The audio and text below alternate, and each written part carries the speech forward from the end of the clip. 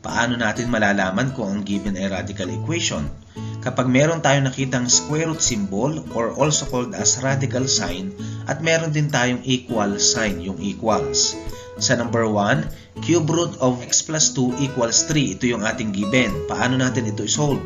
Ang target natin dito, makuha natin yung positive real value of the given variable. Ang ating variable given dito ay x.